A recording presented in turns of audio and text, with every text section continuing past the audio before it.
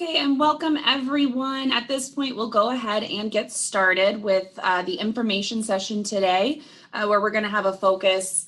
We're going to talk about all the online GIS graduate programs that we have here at USC, with a special focus on the human security and geospatial intelligence program that we have. So before we begin, just a couple housekeeping items. The webinar is being recorded, so at the end of this, we will be sending out a copy to everyone who registered, including yourselves. And then to post questions, down at the bottom of the window, you'll see a Q&A function. And so that is where you'll want to send any questions that you have throughout the presentation, and we have a good amount of time dedicated at the end to answering the questions related to the different topics we're covering. So we'll be sure to answer anything that we see come in through Q&A. So today we have myself. I'm Virginia Leonard. I'm the enrollment counselor here for the admissions to these programs. I'm sure many of you have received a call or we've spoken on the phone previously. We're also joined by Robert Voss. He is the Director of Graduate Studies in the Spatial Sciences Institute, and he is also an Assistant Professor of Spatial Sciences, as well as teaching some classes in the Viterbi School of Engineering here at USC. His research is in the areas of urban sustainability and spatially explicit life assessment. And then our featured faculty speakers today, first up is Andrew Marks. And before joining us here at USC, Andrew served as an officer in the US Air Force. He also spent time working at the State Department, advancing GEOINT approaches to better inform US foreign policy, as well as spending time as a research fellow at the US Holocaust Memorial Museum's Center for the Prevention of Genocide. And then we'll also hear from Colonel Stephen Fleming. So before joining the Spatial Sciences Institute, Dr. Fleming served as a colonel in the US military and as the deputy head of the Department of Geography and Environmental Engineering at the US Military Academy in West Point, where he also taught several classes related to GIS and remote sensing. He is the lead faculty for the academic programs here in human security and geospatial intelligence. And he also serves on numerous boards with the United States Geospatial Intelligence Foundation. So we'll go ahead and get started here, and I will pass it off at this point to Dr. Voss. Hi, welcome everyone. We're so glad you could join us today.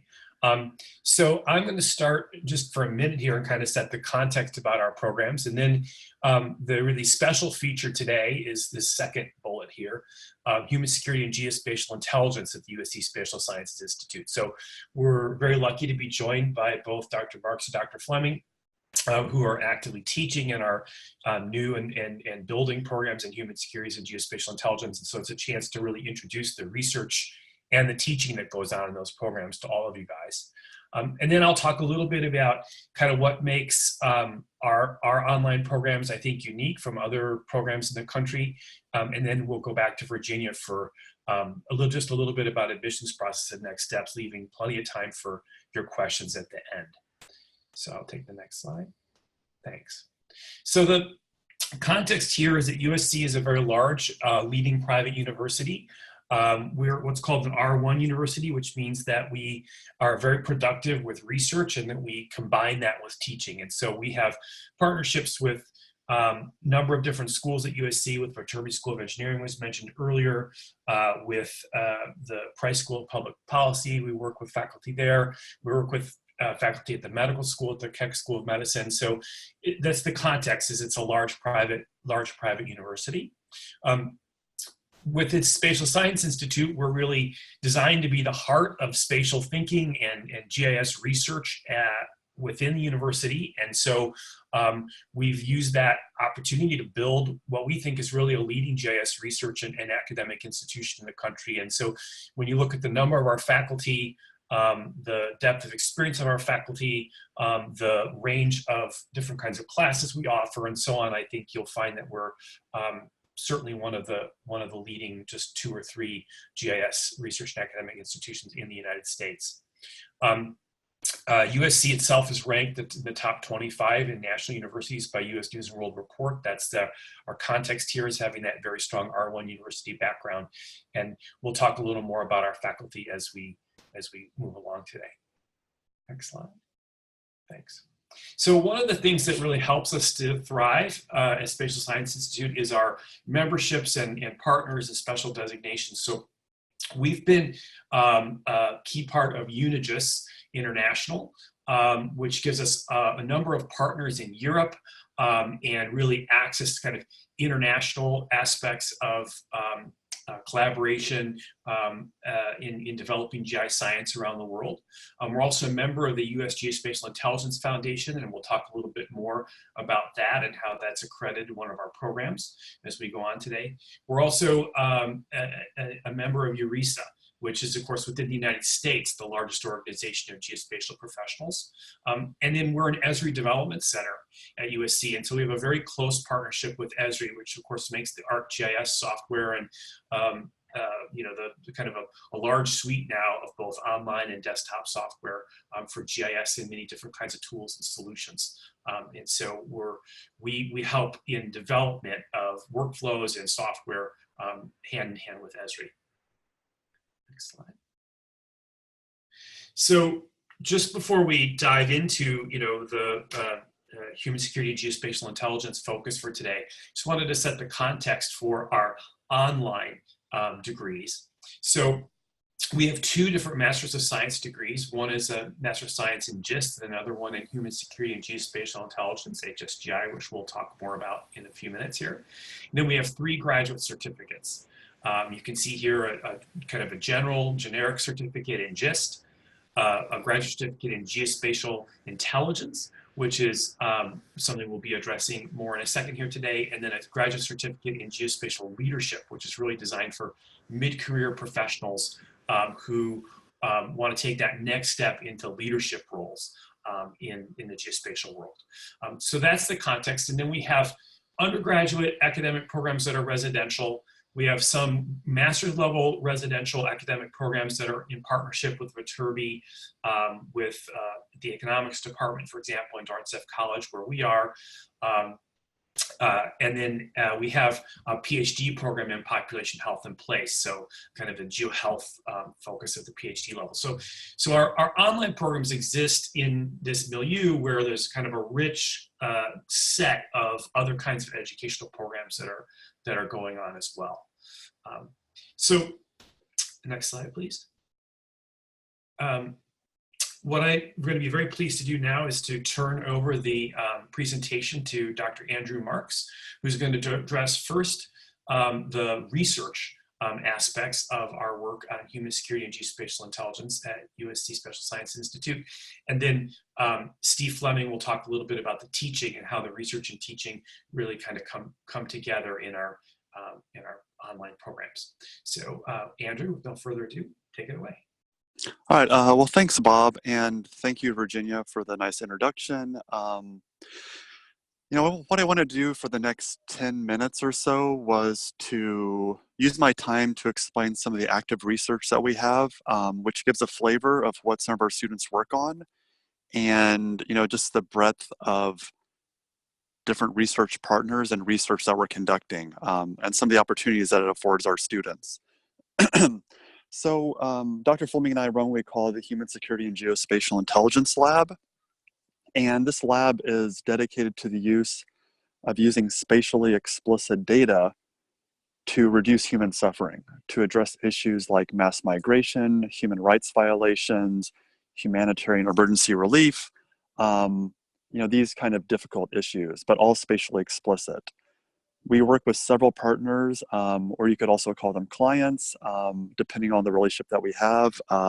Some of our strongest ones this year have been Human Rights Watch, Physicians for Human Rights. We work with Planet, which delivers small-sat-based satellite imagery of the entire world every day. And we also work with a Southern California Metropolitan Water District. Our students are, you know, researchers in this lab, work on, you know, separate, secure server environments. That allows us to work with data that is proprietary, that can't be openly released. We do a decent amount of UAS, unmanned aerial systems, or drone work. So we have several collection platforms that we use, and also which I teach with in our 5A7 course. And we have a full suite of geospatial software, thanks to our connection with SSI. And I encourage you all, maybe after this panel, to go to our website, which is hsgilab.usc.edu. You'll see it on the right here. We're migrating it all to a secure server, so some of the links might be a little strange, but that'll give you even more depth about what we're working on. Can you go to the next slide, please? Thank you. Okay, so I'm just going to talk about three programs that we're running right now. The first of these was with the Aerospace Corporation, which is, as some of you may know, a research branch of the US Air Force. And the issue with this, or what they wanted us to look at, was with drone collection and other remote sensing platforms, you're able to do things like collect high precision, three-dimensional data on dams every single day or every single week. But what you want to be able to do is do a change detection, not even how it changes from day to day, but how it changes from season to season. And it's very difficult to do this intense three-dimensional temporal analysis on these data sets. So I worked with, it was a graduate student and an undergraduate student, and we mainly using open source libraries in Python, we're able to voxelize or turn point clouds into what looks kind of like Minecraft you see on the right. And we delivered this code and approached aerospace.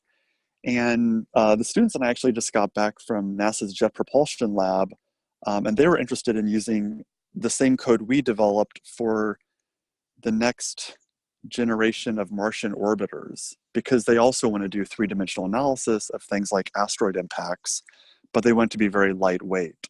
So, I'm excited to say that right now we're going through some of the legal framework in order to provide this to NASA and see if they can use it or not. And we're all US government, so it worked out well. And it's currently under review at the MDPI journal, Drones. Next slide, please. All right. So here's another project that I'm really passionate about. We actually have 4 students working on this right now. It's something I worked on at the US Department of State and the US Holocaust Memorial Museum, but it's about documenting human rights violations and corroborating refugee accounts of violence from the area they fled. And this will help in terms of the UN High Commissioner for Refugees awarding them asylum status or not. So it's critically important. So what we did and what we've developed, and I'm happy to say was just published, is an approach using Planet's daily satellite imagery to detect village burnings in Southeast Asia.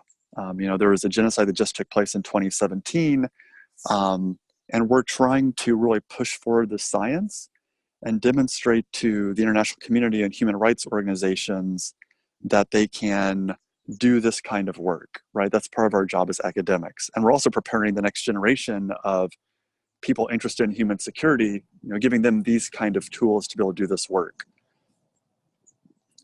Yeah, if you go to the next slide, please. And this is, to give you the full, Dr. Fleming and Dr. Voss, we work on the full suite of human security, and some of that's domestic. So we currently have very close partnership with the Metropolitan Water District of Southern California, which is a huge organization that sells water to everyone that you buy water from if you live in Southern California. And they have a multiple number of temporal spatial projects, and one of these was to analyze how people were transitioning their grass from, just happy green turf into drought-tolerant landscaping. And we did this writing algorithms on aerial imagery and saw how those changed over time in response to the drought that Southern California recently went through. There's a little more detail about this slide, but it was pretty much another big spatially explicit data set, and we're working on doing high performance computing on aerial imagery to help inform policy. Next slide, please.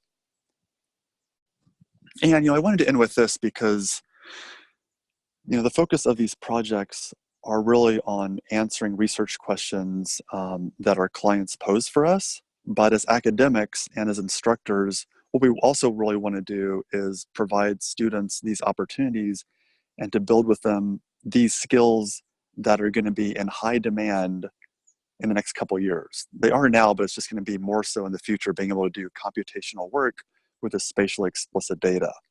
And so what we do is we match our students with the increasing interest of government and non-government sponsors on these projects. You have a picture on here to the right of for my research students or for my research assistants. And I'm proud to say that we've been very successful placing our students and graduates of the lab in all different areas of governmental agencies. We have a lot in DC, but also at the county and the city in California. We're placing students with defense contractors like aerospace. I guess you would kind of call them a defense contractor. And Dr. Voss and I just talked about this, that I'm really proud that one of our recent lab alumni is now received a fully paid scholarship to USC's PhD program in urban planning. So there's a lot of opportunities, and there's a lot of ways to build your skill sets on with these clients. So I think that's my last slide. I'll turn it back over now. And we're going to do questions at the end.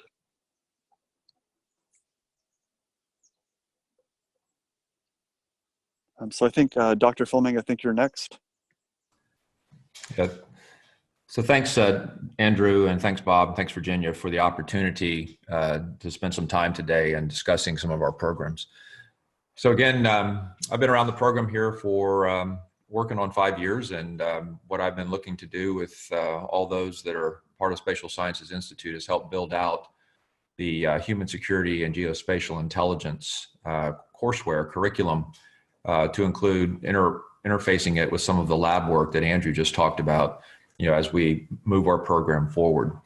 So in introducing this graduate program, as Dr. Voss mentioned previously, one of the things that we've built over the last year is this Master of Science in Human Security and Geospatial Intelligence. So I'd ask you to take a quick read at what we've got here on this particular slide, and then I'll highlight a couple of things for you that I believe are important. One of the things you'll note is there's the certificate that Dr. Voss mentioned previously in geospatial intelligence. So routinely we see many of our certificates as feeder opportunities for students to start with the certificate and then move their way into one of our master's programs that he listed for you previously. The Human Security and Geospatial Intelligence Masters, we see this as something that right now a lot of students are interested in, starting many at the undergraduate level, and then they migrate their way into these types of programs across the United States, whether they be in online programs like we offer it or in residential programs. Where we see our program differentiating itself from others is that we look to, through this master's program, develop students who not only have the technical knowledge to do the work of human security and geospatial intelligence, but also have the leadership and management underpinnings that allow them to work more mid-management in doing things that we recognize are going to be certainly important as the discipline continues to grow. So leadership and management is certainly something that we see that would identify us as a different program, maybe than others that you would find currently available to you. So next slide. So how do we do this? Well, a couple of ways. We'll start with some of the enrollments. And we just show you this as an indicator that we're not one-dimensional. We don't just teach folks that are in the master's programs. We see this as a very holistic approach to teaching human security and geospatial intelligence at USC. So what we point out to you on this slide is we have not only graduates that are interested in this work, but also undergraduates at USC. And the reason we point out the undergraduates is that many of them will, if you will, migrate into our master's programs through what are called progressive degrees. So what we show listed here is that we've got a large number of undergraduates that are taking a minor currently in human security and geospatial intelligence. And then currently we're working through curriculum approval right now, a new degree that's going to be a bachelor's degree in human security and geospatial intelligence. We're hopeful that this shows up on the books starting next academic year. But the interesting thing about that is that then becomes the students that then work around and with all the other students that are taking our work at the graduate level, whether they be in the certificate program or in the Master of Science in Human Security and Geospatial Intelligence. So that's just, to me, important to recognize that we're not one-dimensional, we're multidimensional in how we see the development and delivery of our program. We use some of the latest and greatest references that are available to us and making sure that the knowledge that we actually put in front of students is current and certainly relevant. So you'll find many of the professions use these things called essential bodies of knowledge in order to help develop and then measure their programs as they move forward. So what you see here listed is this GEOINT essential body of knowledge. This was just released by the USGIF, United States Geospatial Intelligence Foundation. We have a very close working relationship with, and that we use to help create the, if you will, the metrics of what our program should be delivering in the way of content to individuals. And so those types of documents and those types of tools we leverage in building our programs. You'll note that USGIF also has some certifications that they do at the professional level, and then have handbooks for students that are interested in being certified in those types of professional endeavors as tools from which students can do that work. Next slide. So what I'd like to highlight here is our Master of Science in Human Security and Geospatial Intelligence. This program was recently built. This is the first year of offering in the course catalog. And so I'll outline for you how this particular master's degree unfolds. Essentially, as you can see here, it's a total of 9 courses, 5 that we call the essential courses, 3 that we call the advanced courses, and then finally there's a capstone course. When you look at this, there's the first 8 courses that are taken. The essential and advanced courses are all courses that are essentially considered full load courses, and then the capstone course requires you to have many of these other ones completed. Specifically, the essentials have to be completed before you can take the capstone course. So in the essentials courses, you'll note that there's 5 of them. The one that I'll spend a little bit of time with is because we recently developed it as a required course that's necessary in order to get this degree, is the 577 course. The title of that course is Human Security and Disaster Management. And so that course is designed to provide the HSGI baseline content that's necessary in order to do what I call chaos management. So when we think about chaotic conditions that the world unfortunately faces routinely, which often translate into insecurity, and then, by as a function of insecurity, we see instability.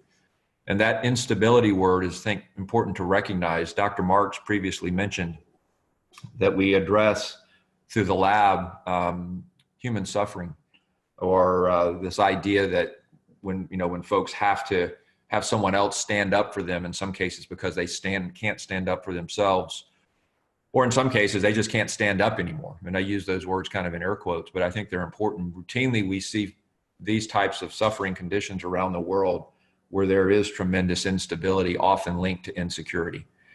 So this course 577, Human Security and Disaster Management, is that baseline course that helps you understand where this occurs in the world, and often linked to natural disasters, so disaster management.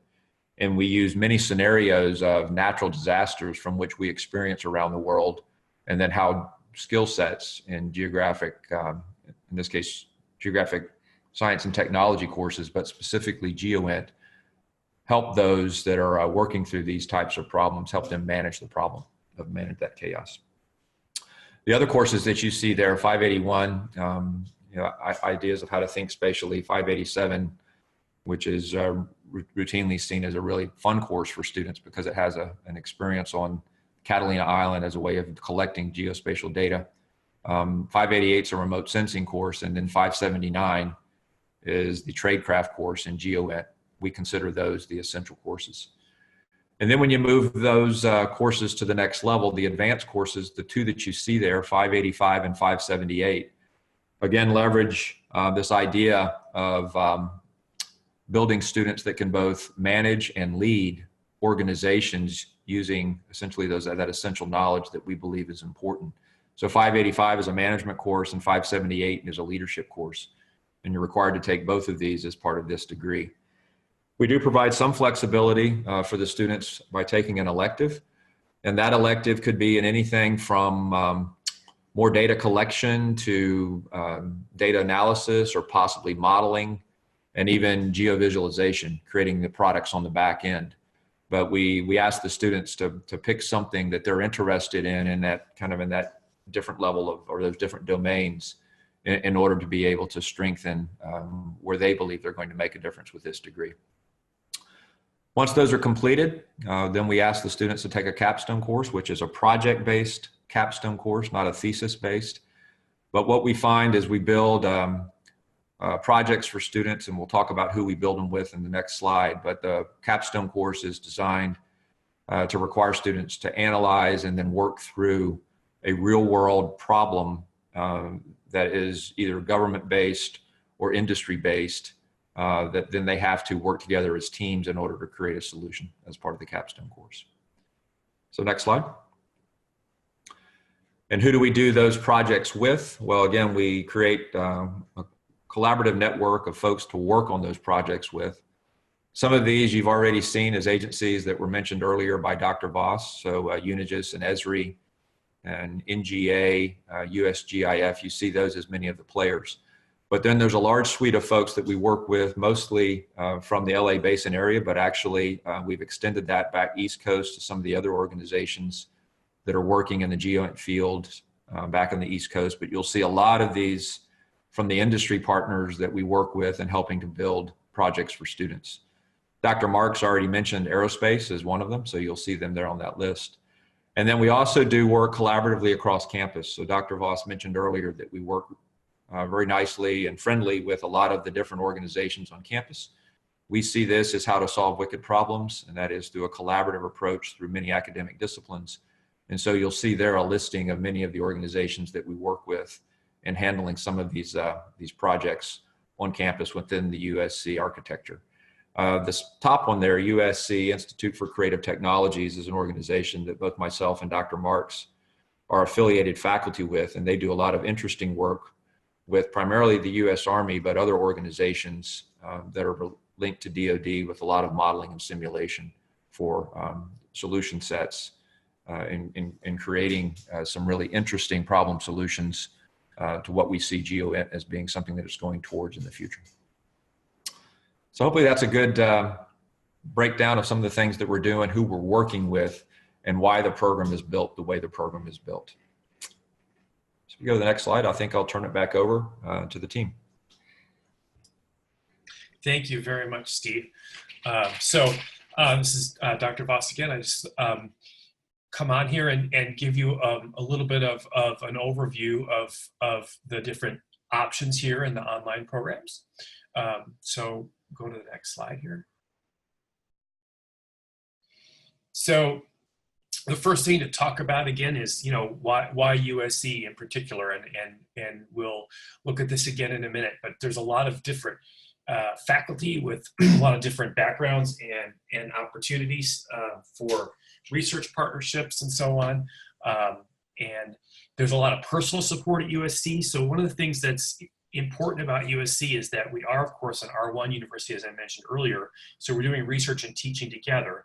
But because we're a private university, we are able, I think, to teach with perhaps greater care, and I know for sure smaller class sizes than some of the other universities, right? So we cap our class sizes at 20 students in our online program.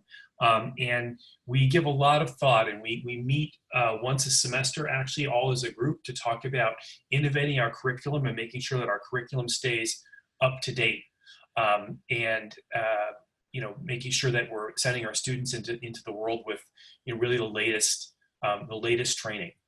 We also have a very expansive alumni network. So we have I'll tell you a little bit later about a conference that we have every year where many of our alumni come back. We do some continuing education with our alumni there often. We also have, of course, USC has a very large alumni network because it's such a large university that there are alumni chapters. Obviously, Los Angeles has a lot of alumni, but there are alumni chapters in Asia and in the East Coast and other places in the United States as well. Midwest Alumni Chapter in Chicago and so on. Next slide. So the MS in GIST has been for a long time really our flagship kind of degree. We have ability to complete it within 20 months because we offer the courses that you need 3 times a year. We offer courses in kind of a co-equal fall, spring, and summer semester.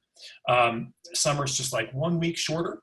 So you can make progress very rapidly through your MS GIST if you aim to do that, or you can go a little slower if you want to work full-time or part-time while you're doing it and take, kind of 1 class at a time. It's kind of your option. It can be completed within 20 months, however, if you take kind of a full-time load and take basically, 2 classes a semester. So it has a thesis that is set up very carefully. There's a very careful structure for our thesis to help you complete that in a timely way and in a way that's going to benefit either your academic aspirations or your professional aspirations. There is also a 1-week excursion to Catalina Island, which I'll talk about a little bit more in a minute. Next slide. Now, we've talked already, and Dr. Fleming has given you great detail on the MS in Human Security and Geospatial Intelligence curriculum. So you can see that it's a few more units, but it's really necessary to get that leadership component into the curriculum that we wanted to build into the MS HSGI, which I think really distinguishes this program from others in the country. We have, again, very close relationships with industry. So the potential to collaborate and network in a very powerful way in that degree. Next slide. And then we have a graduate certificate in GIST, which is can be done in as few as 9 months. It's 3 required classes and 1 elective, it has really the foundational needs in GIST, including a class in databases and handling spatial databases, which is, we've seen in surveys of employers in the industry that this is a really key need is for technical proficiency in databases and handling databases. And so we've seen that come up. It's very often that and the ability to communicate and write effectively are kind of the 2 things that most often come back to us from employers. So we've really invested in providing that foundation in this certificate. So the certificate can be a stepping stone to either master's degree, can be a stepping stone also, if you already have a master's degree, say, or a strong work experience and bachelor's degree in a field where you want to bring GIST and make that something additional that you can add to your career path.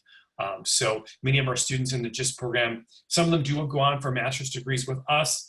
Some of them, however, they're coming already, sometimes even with a PhD or something like that, and they want to add spatial to their repertoire, and they use the GIST certificate to do that.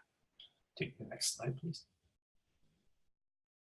So we also have a certificate in geospatial leadership, and as I mentioned earlier, this is really designed for mid-career professionals.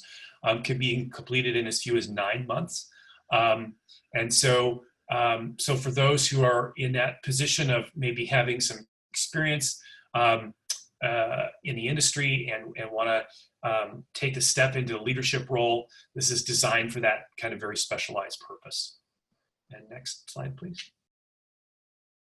And then Dr. Fleming also mentioned the grad certificate in geospatial intelligence. And so this is a certificate, which again can be a stepping stone to either master's degree, but probably in this case, most likely the MS in human security and geospatial intelligence.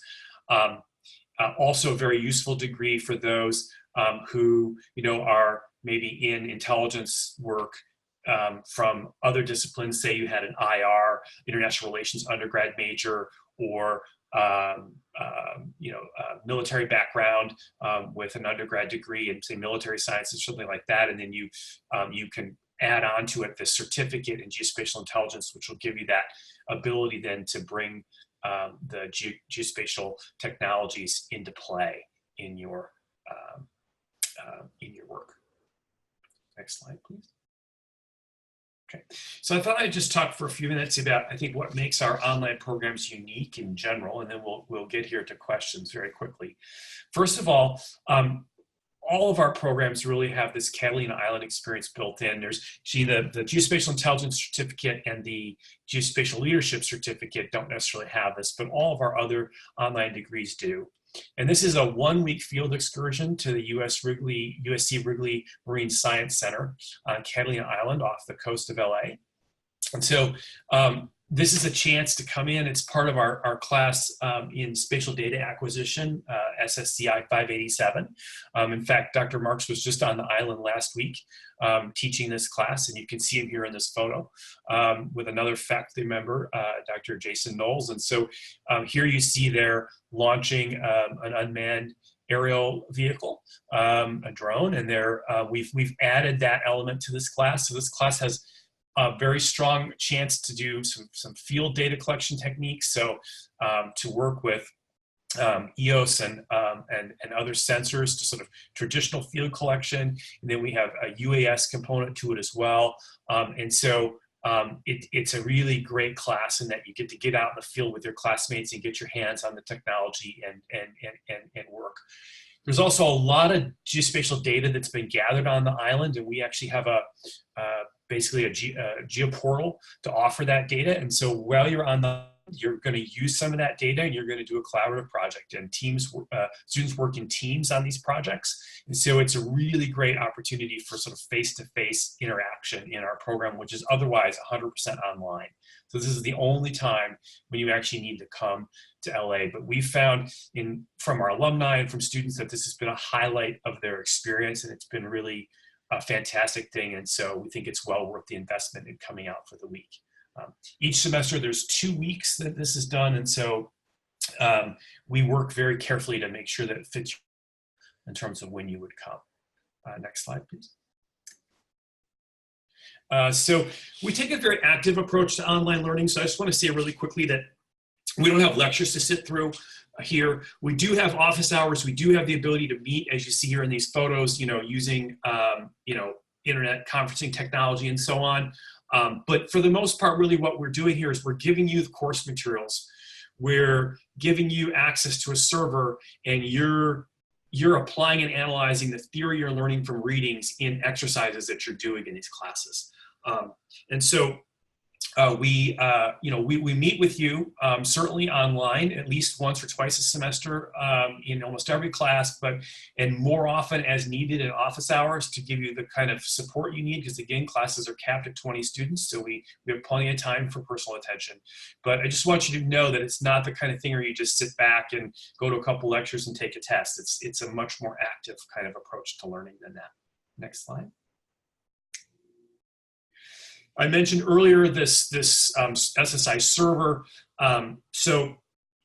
Clearly, in order to support this kind of active approach to learning and all the research we do, we need a very powerful software platform. And so we have this cloud-based approach delivering software and computational resources. You can see here the list of the proprietary software that we offer for free to our students.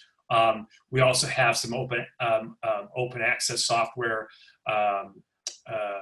available on the server as well. But basically, the key thing to remember here is that to succeed in our program, all you really need actually is a reasonably recent laptop or a desktop computer. I mean, it doesn't even have to be super recent, with a good internet connection. Because all the computational power here is delivered from our server. So your computer doesn't have to be fast. It doesn't have to have a huge disk. Any of that. It doesn't have to have huge memory, huge RAM, anything. It's just somebody to get connected, basically, is what you need. Next slide. So again, it's the faculty, right, that really drives this. And so you can see here the photos of our various faculty members. These are the faculty here who are core to the Spatial Science Institute. We're pretty much, our teaching loads are full-time in Spatial Sciences Institute. We've got an additional 25 faculty that I haven't pictured here, which are what are called faculty affiliates. And these are faculty from engineering, Institute for Creative Technologies, Keck School of Medicine, Price School of Public Policy, who do use a lot of spatial thinking and a lot of GIST technologies in their research. And they're available to us. So, if you have an interest in one of these particular areas, we take great effort to make sure we get you aligned and you get a chance to meet these other faculty. So it's a powerful thing having these faculty affiliates.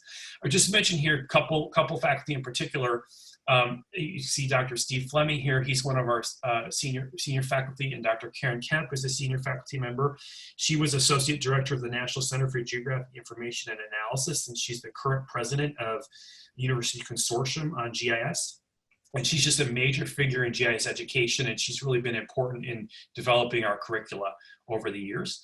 And then you see at the bottom next to me here, you see Dr. John Wilson, who is the director of the Spatial Sciences Institute. He's an international expert on digital terrain, a fellow with the Chinese Academy of Sciences, and he's the editor of the current revision of the GIST body of knowledge. So this is somebody with just huge experience, and I didn't even mention he's also the editor of Transactions in GIS, one of the leading journals in GIS science. So this is somebody with a tremendous background who's been just a dynamic leader for us. And so I wanted to point out a couple of those people. Next slide, please. And then lastly, we do have a master's thesis on our GIST, MS GIST degree. We're the only MS GIST program in the US that requires a thesis. There are a few others that allow a thesis, but we're only one that requires it. We've developed, as I mentioned earlier, a very strong and unique structure to prepare and help students execute the thesis. We have a writing instructor who works with our students. We have small class sizes as we approach the thesis that help you to develop a thesis proposal that will be successful. And many of our students have won national and international prizes for their thesis work. And so we're very proud of that. We also have an internal thesis prize each year. You can see on our website the full list of thesis work that's been done. We have about 30 to 40 theses completed each year, and all of them are I think really fine products in their own right. And so I encourage you to take a look at that. And we've also seen with many of our thesis students that the thesis helps them to land a job because they can use that in their interview and so on to give a better talk, to show the degree of their skill. And then in the HSGI program, we have this capstone with industry partners that Dr. Fleming mentioned earlier, which is really great in terms of having collaborative projects that pull together industry and government partners. Great for networking, great for understanding really how HSGI plays out in the real world, and how to take leadership in that. So two different kinds of capstones in our two programs, but I think both kind of unique in their own ways and different from what other programs in the country offer. Next slide. Okay. So just to say briefly that we like to stay very closely connected to our students. We are at each year at the events that are listed here.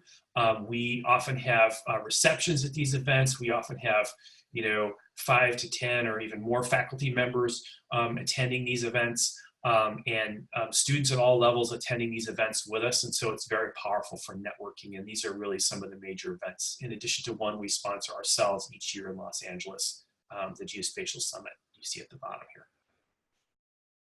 Next slide, please. Okay, so now I'll give it to Virginia for just a couple minutes about admissions criteria and process, and then we'll open it up for questions. Take it away, Virginia. Bob. We'll go over this really quickly. Admissions to grad school can be really individualized. So if you have detailed questions about your specific situation. My contact info will be up at the end of the presentation. But it's pretty straightforward in terms of applying to graduate school. You'll fill out an online application and the fee is $90. And the supporting documents include all your official transcripts, your up-to-date resume, a statement of purpose essay, a writing sample, which is something people submit in terms of like an academic paper or a professional report they've written, and then 2 letters of recommendation. And if you're applying to one of the master's degrees, you'll also provide a GRE score. So the upcoming start for Spatial Sciences Institute is summer. Those classes begin the week of May 15th. And the deadline is April 15th with flexibility on extension depending on what all is outstanding. So a little more than a month away from today. So now we'll open up the Q&A here, and I will start up at the top. Steve, this is probably a good question for you since you were talking about the curriculum. Is the Capstone project something that is an individual project or done in a group? Yeah, it's a great question, and that question is answered by an idea that a previous Secretary of the Navy answered a question when asked, where's the power in problem solving? And he answered the question, no one is as smart as everyone. And so the answer to this question is that it's done in groups. And what we do is we put together teams of 2 or 3 is the idea here, and that group would bring different angles at a solution of a tough problem. The only exception to that obviously would be if the course enrollment was an N of 1. But that's certainly, we'll address that if that ever were to happen. But right now, the plan is to do this in groups of 2 or 3 to solve those problems. There's another question a little bit further down. I'll go ahead and answer it while I'm on, and that is that we use unclassified data when we try to create these problems that are going to be addressed, both unclassified data and unclassified problems. So for international students or students that would be working with us in this program, the idea is to look at maybe a global problem, if possible, that's being addressed by either a corporation or certainly government, regardless of a government partner, and then try to put that spin on it so that it can be addressed by anyone as a global concern. Great. Thank you, Steve. And then this is probably a good question for Dr. Voss. Are there any alumni that are available to speak to prospective students about their experiences in the online master's program? Yeah, sure. So I think, probably to line up with the right person, they should, chat with you, Virginia. You could pass the request along to me. I'd also point out that we have some recorded webinars with alumni participating. And so we might be able to send one of those over. But why don't we have a large number of alumni, and they're kind of working in different areas. And so why don't we get a little more information about about the interest here, specific interest here, and then we'll try to line up the right person. Great. And then for the courses, are there any need to learn a programming language? They mentioned Python or R prior to taking any of the classes in the curriculum. Well, so I'll let Andrew take this one because he actually teaches Python in his class, and there's no prerequisite, but he could talk a little bit more about how our approach to teaching that. Yeah, thanks, Bob. Right, I teach GIS programming and customization, which is Python-based, and a lot of the work that we do in the HSGI lab is also Python, very little JavaScript, but we don't require the students have any programming background. You have to be interested in learning that, but really, what we're looking for are students that can think spatially and temporally. And from that, as long as you have the interest, we teach from the very basics, Python programming, as it relates to GIS. So no, you do not need to have a background in programming. Okay, and then I'll quickly address, Bob did in the Q&A section as well, but a Windows or a Macintosh laptop, both are totally fine. The only tech requirements truly are that you have a good, solid, high-speed internet connection, and a decent-sized monitor helps doing some of the work that you'll be doing.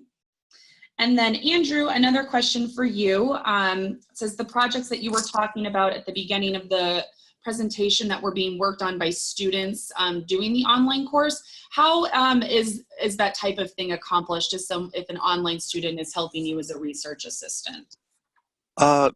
Yeah, sure. You know, we're in the 21st century, and there are students in my lab that are in the Netherlands, that are in DC, and we do weekly video calls just like we're doing here, and the students log in to a special research server, and that's how we do the work. And it's pretty seamless in that respect. And that's, you know, that's how a lot of, even in the State Department where I used to work, that's how we function, is we function with these video calls, and we kind of do work asynchronously, but you know, it works out just fine. So no, you don't have to be in Southern California to do this kind of work.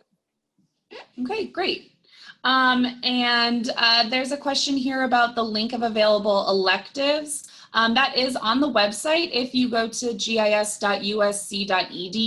and click curriculum, you'll be able to navigate through the course names, and then if you click on them, the descriptions will open up for all of the programs and their available electives. And then, Bob, here's an interesting question. Would it be possible to submit another test score, such as an MCAT, in lieu of a GRE? So just to be clear, no. Sorry to say, I wish we could. The reason, so I just want everybody to know in the audience that not to be scared of the GRE piece of this. You know, if your application is strong in other respects, we're not going to let a GRE score, you know, be weighed in against you. We have to use the GRE because of the type of program we are at USC. We need to be able to report the average GRE score of our incoming students, and it's just part of the box we have to check at USC. And so I'm just going to have to ask you to buck up, take the GRE, do the best you can, put together a strong application, and we'll go from there. Great. A question about prerequisites. There is not a set list of required coursework that an applicant needs to have completed, or a list of approved undergraduate majors which would qualify you for these programs. We get a huge variety of undergraduate major and professional backgrounds in the students. So there really is not a list of prerequisite coursework. Bob, another one, do you allow students to take the courses without being enrolled in the degree program?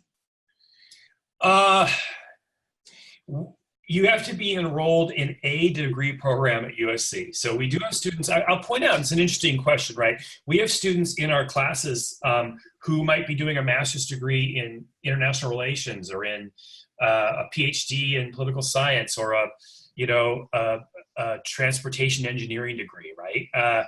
So it's a really interesting mix of students you're going to find in your classes, which even in the online context, you're going to get to interact with them and stuff. So it's a great diverse classroom in that sense.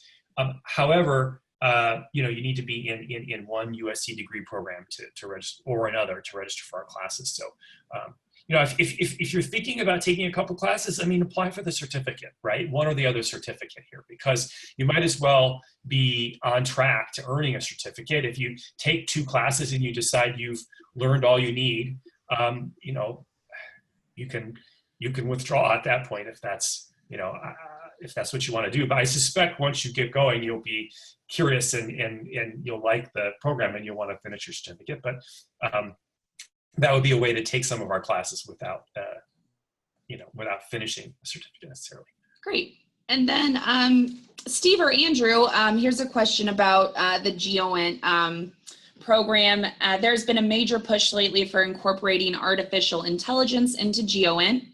Is there any future perspective to incorporating this into the curriculum? I can take that one if you don't mind, Dr. Fleming. Yes, we are in the class I teach 586 GIS programming and customization. Students are increasingly using modules and libraries that leverage artificial intelligence. Our focus is on teaching students to be able to do this and giving them the background and the framework. But in a short answer, yes, we are continually revising our curriculum to keep up with what our students need to land that job that they want when they graduate. Great. And then another question here is, what type of security policies are in place or being developed to ensure that the power of this type of software system is not abused? Is this a possible area of research?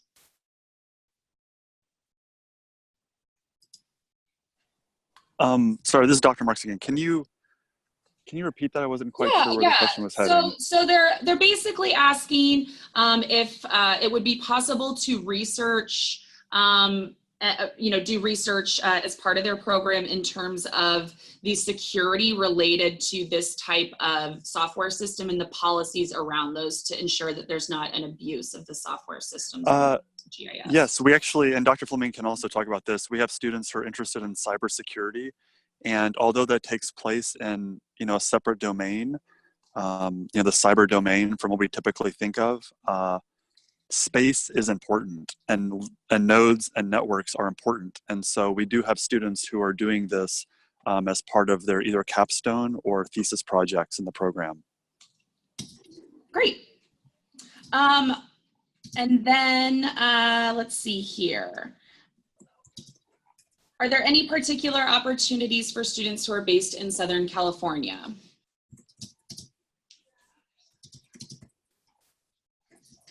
I guess, Bob, you're a good one for that. And just in terms of general university opportunities for local students. Sorry, phrase the question again, Virginia, I didn't catch it. Sure, it was basically asking about opportunities for involvement for local students who are in the Southern California area. Oh yeah, absolutely. So online students who live in Southern California have the advantage, right, that they can come into the Institute to meet with faculty. They can attend the LA Geospatial Summit each year without any travel expense. They can come in and attend our brown bag talks and our research colloquia. And so now I will say also that our brown bag talks and our research colloquia are broadcast. So online students who are away from LA can view those on internet conference software. So that's opportunity there for online students too. Mm-hmm. But it's nice if you're a local student and you want to come to campus, you're welcome to come to campus anytime and you can attend those things live. So maybe that gets it. I think that gets it probably the question that's being asked. Sure. So I think that about wraps it up at this point. We're also getting towards the, we're a little 2 minutes overdue. So we'll go ahead and wrap this up. I will do my best to individually answer some of the questions that we were not able to get to. But if you do have any other questions, please reach out to me. Again, Virginia, I'm the enrollment advisor and the admissions contact for these programs. So my number, email, and the main website are listed there. So please do get in touch. We look forward to hearing from everyone. Thanks for joining us this afternoon on your lunch or your afternoon, depending on where everyone is located, and fight on.